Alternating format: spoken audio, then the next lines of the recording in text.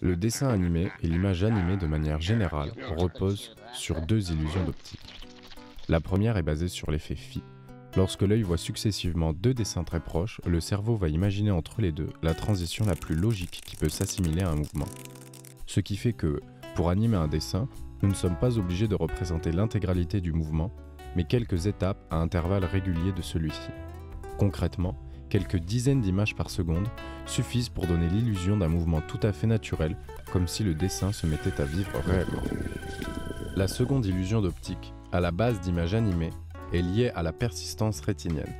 Lorsque nous regardons une image, elle s'imprime sur la rétine de l'œil 1/10 de seconde avant de disparaître.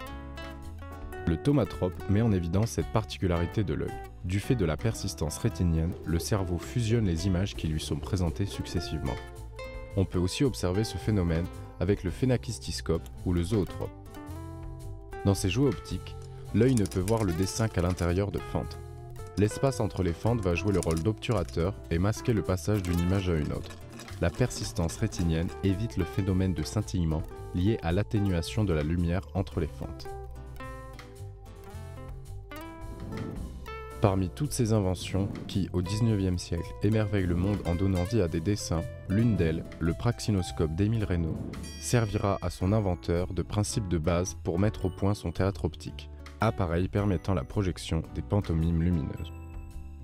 Le praxinoscope ressemble au zootrope, mais Émile Reynaud utilise à la place des fentes un assemblage de miroirs prismatiques.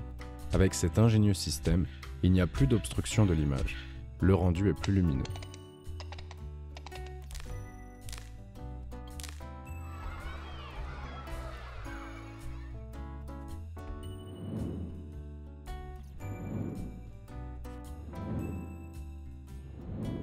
Le théâtre optique reprend le système de miroir du praxinoscope.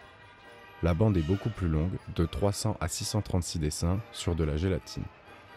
Comme dans le praxinoscope à projection, Émile Reynaud utilise le principe de la lanterne magique pour projeter les personnages animés sur un décor fixe, lui aussi projeté à l'aide d'une seconde lanterne magique.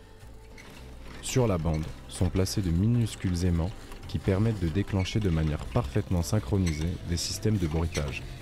L'animation est aussi accompagnée d'une musique composée et interprétée en direct par Gaston Paulin. Lors de ces pantomimes lumineuses, c'est Émile Reynaud lui-même qui actionne son théâtre optique. La première séance a lieu le 28 octobre 1892 au cabinet fantastique du musée Grévin.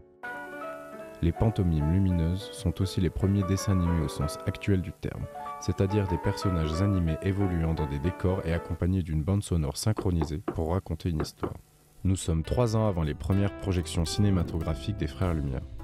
En 1906, James Stuart Blackton réalisera le premier dessin animé sur support filmique.